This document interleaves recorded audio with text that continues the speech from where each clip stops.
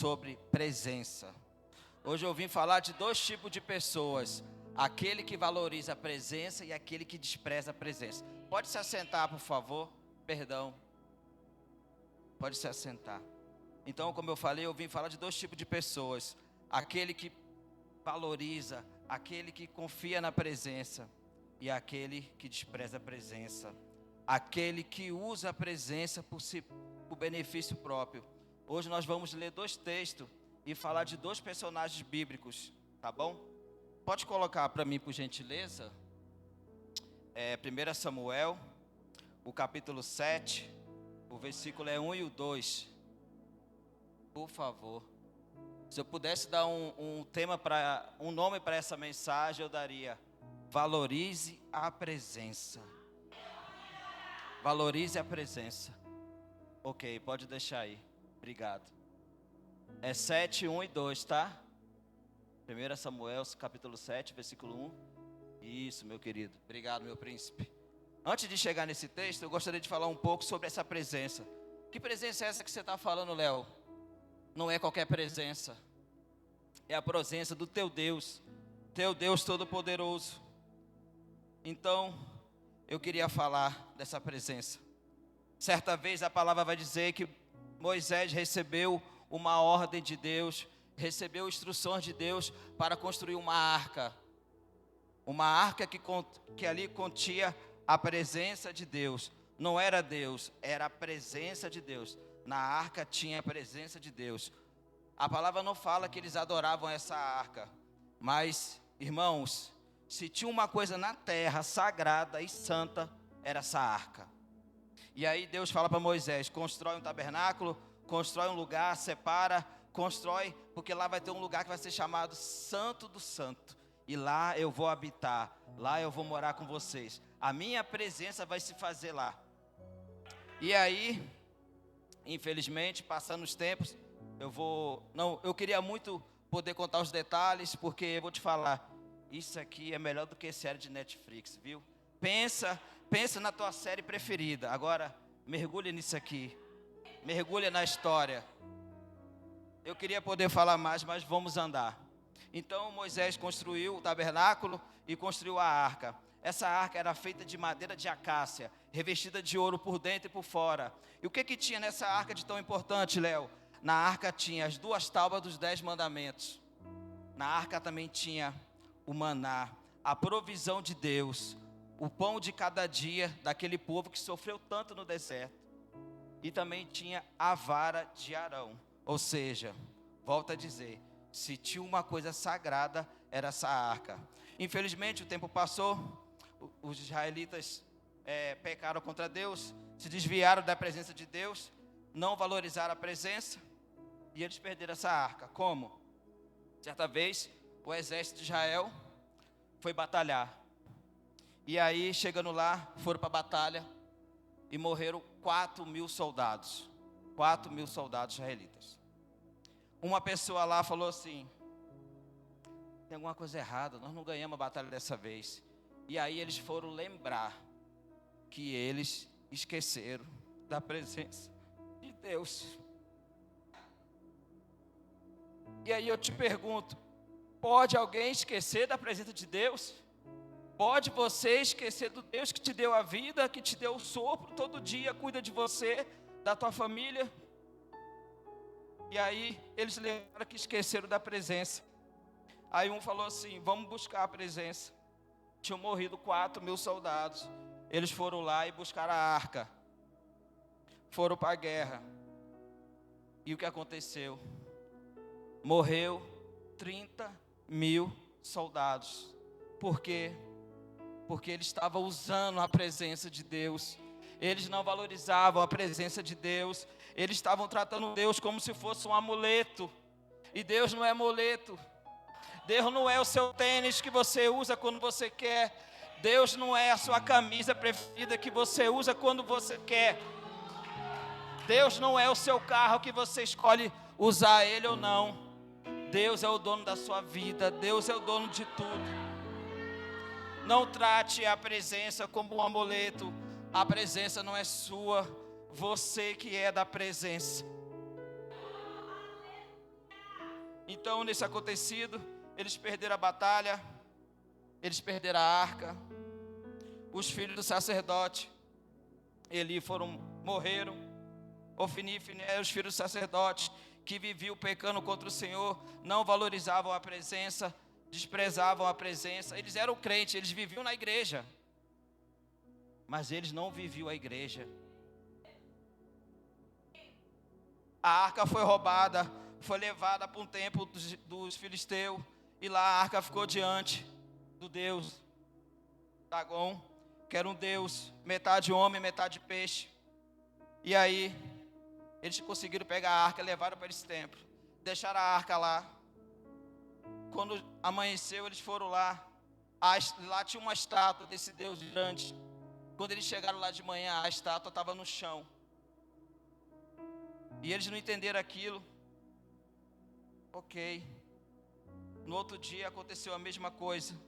A estátua estava no chão, só que a cabeça estava quebrada. E aí eu falo para vocês: quem é o Deus do mundo que se pode manter diante da presença do Deus verdadeiro? No terceiro dia eles foram lá e aconteceu a mesma coisa. E eles falaram: acho que fizemos uma besteira.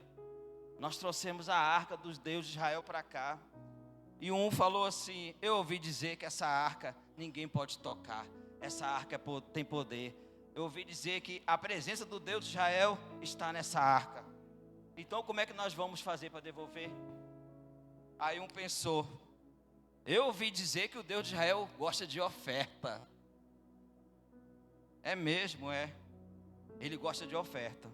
Então eu não vou entrar aqui em detalhes, mas vamos fazer uma oferta para o Deus de Israel, deixar a gente devolver a arca para eles. E aí eles conseguiram fazer isso. E a arca foi para a casa de um homem chamado Abinadab. Coloca no texto, no telão, por favor. E então vieram os homens de Criate Jeraim e levaram a arca do Senhor e a trouxeram à casa de Abinadab no outeiro e consagraram a Eleazar, seu filho, para que guardasse a arca do Senhor. Então a arca foi levada. Os filisteus reconheceram e levaram a arca para a casa de Abinadab. Chegando lá, Abinadab consagrou um dos seus filhos para ser guardião da arca. Aqui eu já pego uma chave: não terceirize aquilo que Deus colocou nas suas mãos. Ele era o dono da casa, ele era o sacerdote, mas ele terceirizou. Ele falou: vou consagrar meu filho, não quero envolvimento com isso. Isso só traz morte, isso só mata homem. Não estou nem aí. E a palavra vai dizer, o versículo 2, por favor. E sucedeu que desde aquele dia a arca ficou em Criate Jeraim. E tantos dias passaram que até chegaram 20 anos. 20 anos. E lamentava toda a casa de Israel. Meus queridos, a arca ficou na casa dele durante 20 anos. A presença de Deus morou na casa dele durante 20 anos. E nada aconteceu. Nada aconteceu. E aí eu me pergunto: por que, Senhor? Porque às vezes tem gente que está na igreja 20 anos. É da igreja 20 anos. Vem para a igreja. Eu tenho fé, eu creio que Deus mora na casa de vocês. Às vezes você vai me dizer: Léo, mas Deus está na minha casa. A presença está na minha casa. Eu acredito em você. Amém, é verdade. Mas eu te pergunto: Deus mora na tua casa, a presença mora contigo, mas quem é você diante da presença? O que você faz diante da presença? Quem é você no oculto, quando você está sozinho, quando você está com seu celular? Com quem você conversa? O que você faz? Quem é você diante da presença? Quem é você? Deus pode morar na sua casa durante 30 anos, 50 anos, mas se você não mudar seu comportamento, se você não se entregar à presença, nada vai acontecer. Eu trago essa palavra, meus irmãos. Eu não quero atacar ninguém. Isso aqui não é indireta para ninguém. Mas, sabe, quando a gente está aqui na igreja, as luzes se apagam, aí você segura na mão do irmão e você canta aquele louvor. Eu não sou muito bom para cantar, perdão, tá? É Ele, por Ele que eu estou gastando a minha vida. Eu me fiz essa pergunta, sabe, Marcos? Eu vou te falar, eu tenho intimidade contigo, você não vai ficar chateado que eu vou te perguntar. Tu já cantou essa música, Marcos? Olhando no espelho, eu não tive coragem de continuar cantando essa música. Não julgo quem canta, estou falando de mim, do Léo. Eu não tive coragem, porque é fácil, aqui na igreja, com a luz apagada, de mão dada com o irmão, eu cantar. É por Ele que eu estou gastando a minha vida. Mas, quando te chamam para uma célula, você nunca coloca o teu nome. Quando é o dia da sua geração, fazer a limpeza da igreja, você nunca pode. Isso é gastar a vida por Ele. Isso é gastar a vida por Ele. Precisamos valorizar a presença. Não podemos tratar a presença de qualquer maneira. Não podemos brincar com a presença. Outro louvor que quando eu canto esse louvor, eu penso, às vezes eu paro, porque outro louvor, quando nós cantamos que ruja o leão, que a terra estremeça diante da majestade de Jesus, o descendente de Davi, o homem mais notável. Olha o que você está cantando. Ele ama a justiça e odeia a iniquidade. Deixa eu te falar uma coisa. Sabe quando o seu irmão passa e você se junta com outro e fala mal do seu irmão? Isso é iniquidade, sabia? Isso é iniquidade. Você tem coragem de cantar esse louvor? Eu vou te falar uma coisa. O cordeiro já foi. Agora quem vai vir é leão. E você está preparado? Você está preparado para ficar cara a cara com o leão? O cordeiro bonitinho já foi, agora é leão. É igual eu falo para meus filhos. Eu falo assim para eles, deixa eu te falar um negócio, Lourenço e Arthur, valorize as coisas de Deus, não brinque com as coisas de Deus. Deus é bom, mas não é bombom. Atividade, fica ligado. Meus queridos, será que estamos dispostos a valorizar a presença, até em momentos que podem custar a nossa própria vida? Eu vou trazer para vocês aqui um exemplo de uma pessoa que valorizava a presença. Daniel, coisa linda. Se você for lá ler na escritura, vai estar lá. Houve um decreto de 30 dias. Ninguém poderia adorar, ninguém poderia fazer oração, a não ser um Deus, uma pessoa que não fosse o rei. Mas Daniel não estava preocupado com isso, porque ele valorizava a presença. Daniel orava 3 vezes por dia, não por obrigação, por amor. Ele sabia o que a presença representava na vida dele. Daniel gostava de orar na janela, olhando para Jerusalém, porque aquilo trazia esperança para ele. Aquilo trazia esperança, mesmo sob pena de morte. Daniel valorizava a presença. Daniel valorizava a presença. E aí, a arca ficou na casa desse rapaz. Não vou falar mal dele, abençoado. Mas ficou 20 anos. E aí Davi virou rei. E falou: eu tenho tudo. Eu tenho um palácio, sabe, Gil? Eu tenho um palácio, eu tenho cavalos, eu tenho soldados, eu tenho tudo. Mas me falta o mais importante, a presença de Deus. Davi falou, eu vou falar como eu falaria no Rio de Janeiro.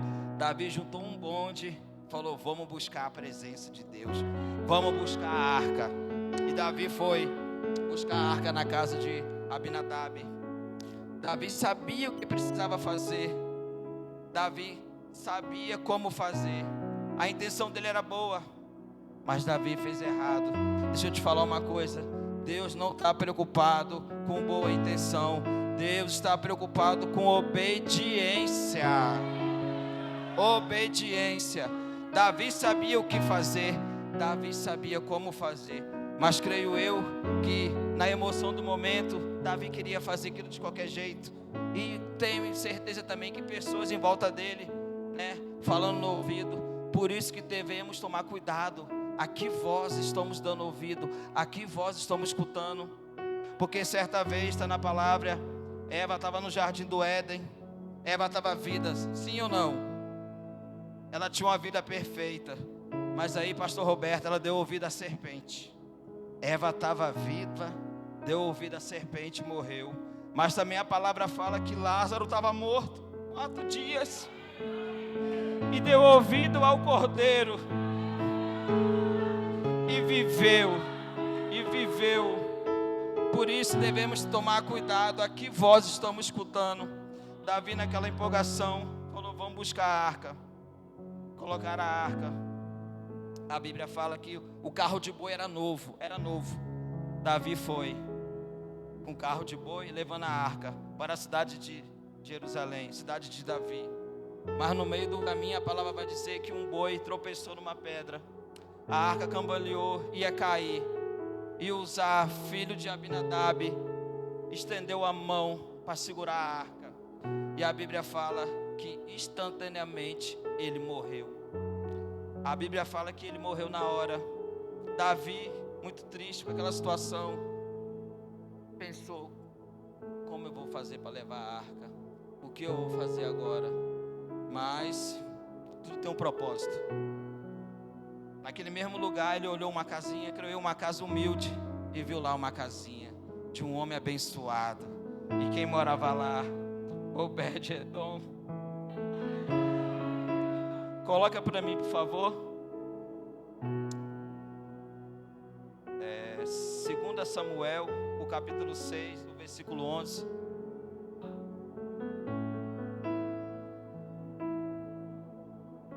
Vocês lembram, né? Que a arca ficou 20 anos na casa de Aminadab e nada aconteceu. O povo de Israel só chorava. Aqui é diferente. Aqui valorizava a presença. E ficou a arca do Senhor em casa de Obed-edom, o giteu, 3 meses. Segura isso daí que é para vocês. Hoje é uma quarta profética. Hoje é dia de você profetizar na sua vida. Não espere o apóstolo, não espere o pastor vir orar por você.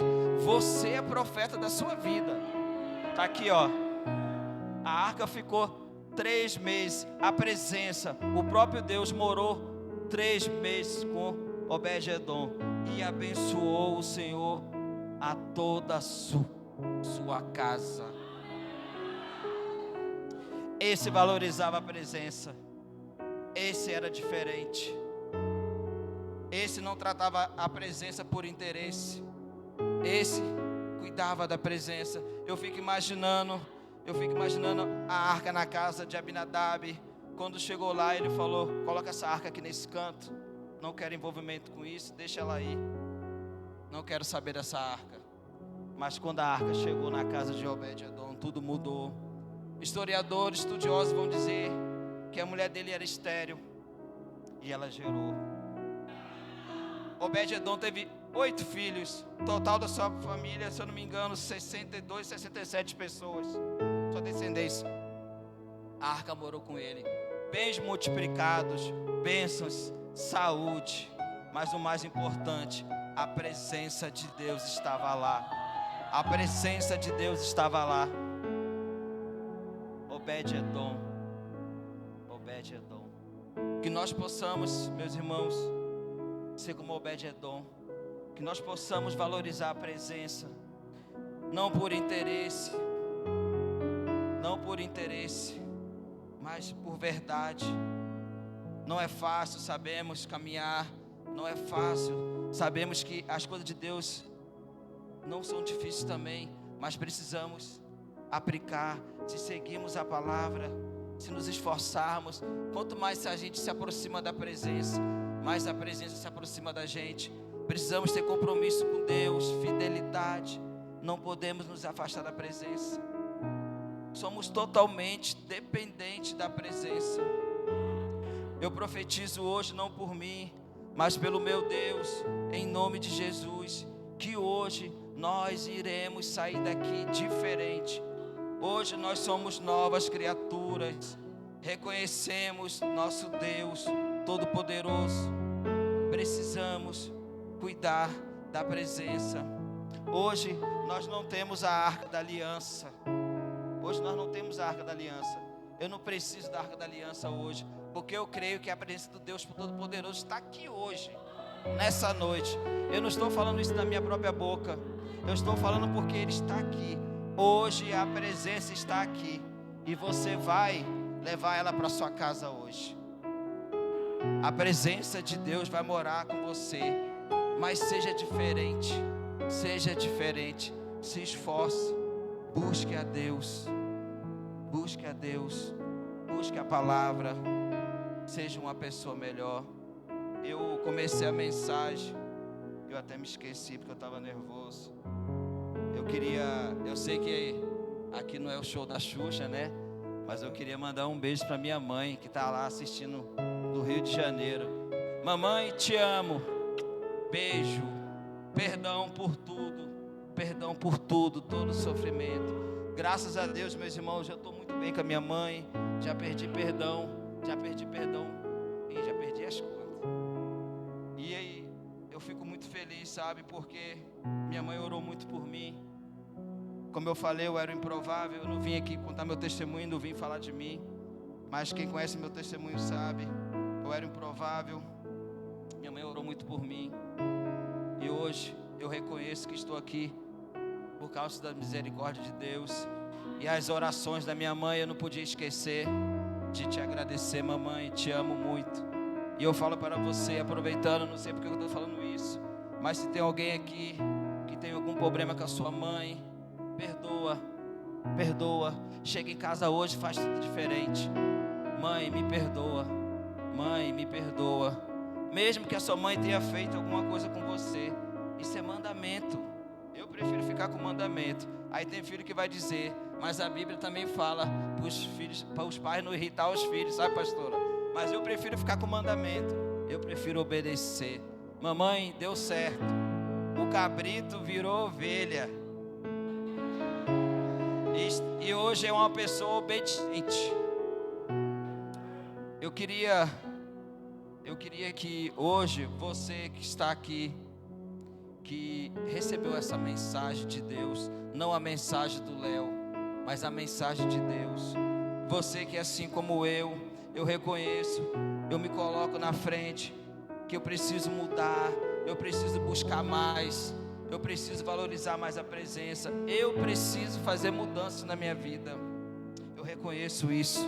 E você que assim como eu reconhece que precisa se aproximar mais da presença, que precisa valorizar mais a presença, que reconhece que a presença mora na sua casa, mas você não está nem aí, você trata a presença de qualquer maneira, você despreza a presença, talvez sem querer, por ignorância, não sei, mas você despreza a presença, assim como Abinadab fazia.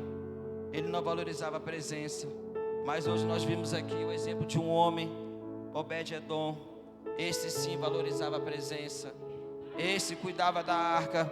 Eu fico imaginando como ele fazia com a arca. Eu, no meu caso, a arca chegando na minha casa hoje, eu colocaria ela na sala, no melhor lugar, todo dia olhando para ela. Se eu pudesse tocar como Obed-edom, eu ia limpar, eu ia cuidar. Meu Deus, a presença do próprio Deus morando aqui comigo. Senhor, que forte, que privilégio, Senhor. Por isso, Pai, te agradeço por essa oportunidade, te agradeço por estar aqui, Senhor, poder falar da Tua palavra, não falar por mim. E eu faço um convite a vocês, meus irmãos, como eu falei, que reconhecem que precisam se aproximar da presença. Eu não vou fazer chantagem emocional com ninguém. Cada um sabe o que precisa, cada um sabe o que sente, cada um sabe o tanto que precisa se aproximar de Deus, da presença. Hoje eu me coloco aqui em disposição do meu Deus, como eu falei, porque eu reconheço que eu preciso fazer mudanças na minha vida. Se você sentiu no seu coração que essa palavra também é para você, não fique preocupado, não olhe para o lado, não se preocupe com o seu irmão. Sabe por quê? A gente tem que amar os nossos irmãos, sim, Mas deixa eu te falar uma coisa. Quando você está sozinho na sua casa, ou você está passando por algum tipo de problema, é a presença que te sustenta, é a presença que te fortalece, é a presença que te dá força. Porque às vezes nós chamamos aqui na frente pessoas, você que sentiu no seu coração, venha que os irmãos vão orar por você. Às vezes a pessoa se limita, às vezes a pessoa fica com vergonha, às vezes a pessoa se trava, fica sentada, não tem coragem de levantar. Eu estou com vergonha. Deixa eu te falar, todo mundo aqui é pecador. Aqui não tem nenhum santo, todo mundo aqui é igual. Ninguém aqui é melhor do que ninguém. Ninguém aqui é melhor do que ninguém. O único santo aqui é o Senhor Jesus Cristo. O único santo aqui é o nosso Deus. Por isso eu falo para você, eu faço um convite para você, que se você sentiu no seu coração, hoje nessa quarta profética, se Deus falou contigo, se essa humilde palavra de Deus que eu trouxe, falou com você, que você possa vir aqui na frente. Os pastores vão orar por você, o pessoal da intercessão vão orar por você. Como eu falei, não se preocupe para quem está do seu lado, para quem está olhando, não se preocupe, venha sentir a presença de Deus, deixa Deus te tocar, deixa o Senhor te ministrar. Aqui vai estar a mão dos homens sobre você, mas pode ter certeza, é o Espírito Santo de Deus que vai estar falando contigo. Eu me coloco em primeiro lugar. Eu reconheço que preciso da presença cada dia. Senhor Deus, amado Jeová,